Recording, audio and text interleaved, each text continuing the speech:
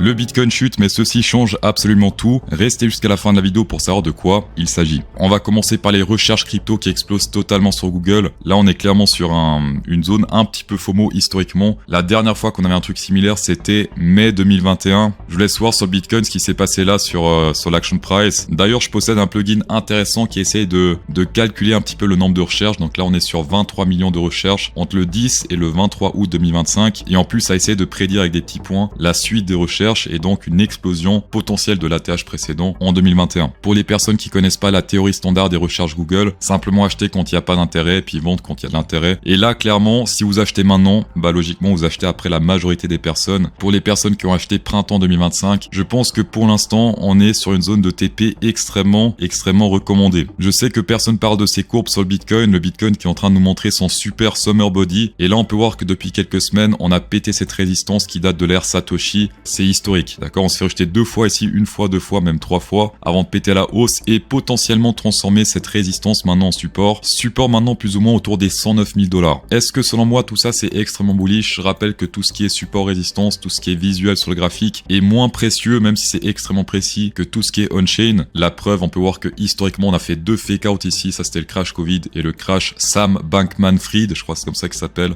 Enfin, le crash FTX. Donc, on a fait un fake-out, 2 fake-out, et on n'espère pas, mais il faut s'y préparer à un potentiel 3e fake-out et le premier de l'histoire qui est bearish. Vraiment, selon moi, si on combine ces deux graphiques, il y a tout pour un bon fake-out, mais après, on n'est jamais sûr à 100%. Dans tous les cas, ça, pour moi, c'est du TP, c'est pas de long terme. Chose également intéressante sur ce graphique de range parallèle, on vient de répéter cette résistance ou ce support ici à la baisse. Je rappelle que vu qu'on a fait des fake-out dans ces zones-là, c'est plus vraiment un support résistance que je vais trader.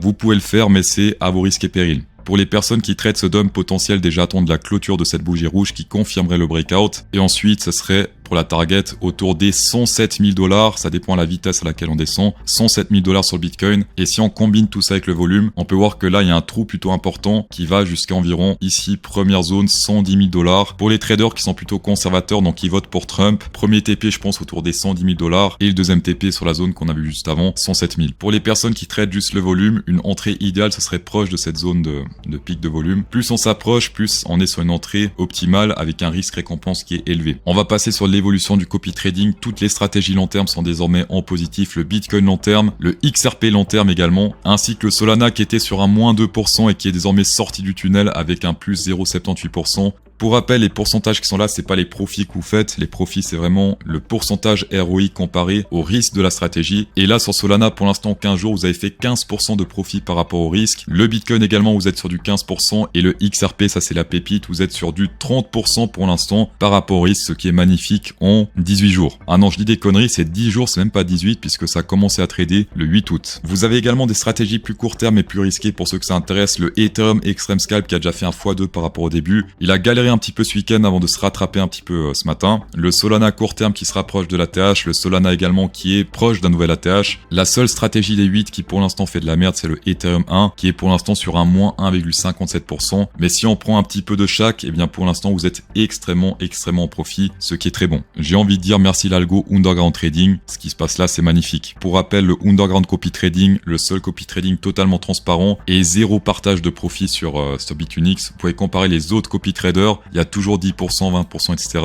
Chez Underground Trading, le taux de partage des profits, alors ça a été un petit peu mal traduit, mais c'est 0%. Pour les personnes qui souhaitent mettre un biais sur le Underground Copy Trading, j'ai mis le lien de la vidéo tutoriel en commentaire épinglé. On va passer sur un petit peu de redondance par rapport à la vidéo précédente, mais je pense que cette data, elle est extrêmement importante. Ce sont tous les USDC qui rentrent sur les exchanges, et forcément, quand il y a beaucoup d'argent qui rentre, c'est en général des gens qui sont là pour acheter des cryptos, et quand les gens achètent, la liquidité en général est au sud. C'est comme ça. Pour l'instant, niveau support résistance, on a vu qu'on a fait des bull flags plutôt intéressants qui annoncent du 35 000 $, 135 000 $, mais niveau on-chain, en tout cas prudence, puisque là, si vous achetez maintenant, vous rentrez avec la masse, tout simplement. Ce graphique également extrêmement important et je pense que je vais le partager dans le futur sur le Discord Underground. Ce sont les mouvements de l'open interest comparés au mouvement du prix sur 24 heures. Quand l'open interest, le orange bouge beaucoup plus que le vert. Souvent c'est pas très bon, ça signifie qu'il y a pas mal de leviers dans le game et par la suite en général le Bitcoin price se pète la gueule. On a eu un exemple plutôt intéressant ce week-end, pas mal de leviers sont rentrés, on peut le voir à droite. Donc on a fait un gros pic de levier avec pas beaucoup de prix et puis on peut voir la différence, elle est plutôt énorme. Et qu'est-ce qui s'est passé ce matin? Eh bien le Bitcoin a dumpé. Donc ça également ce sont des données on on-chain, des données extrêmement importantes pour faire du trading profitable, parce que si on a juste des supports résistance, une fois sur deux on fait des fake-out. Si vous appréciez toutes ces données que je partage, j'essaie vraiment d'être le plus transparent possible sur la chaîne Underground Trading, une insertion de pouce bleu ferait bien sûr extrêmement plaisir, et pour les personnes qui sont là pour la première fois, un abonnement à la chaîne ferait encore plus plaisir, et de ce fait, bienvenue à toi. Tu es désormais toi aussi un trader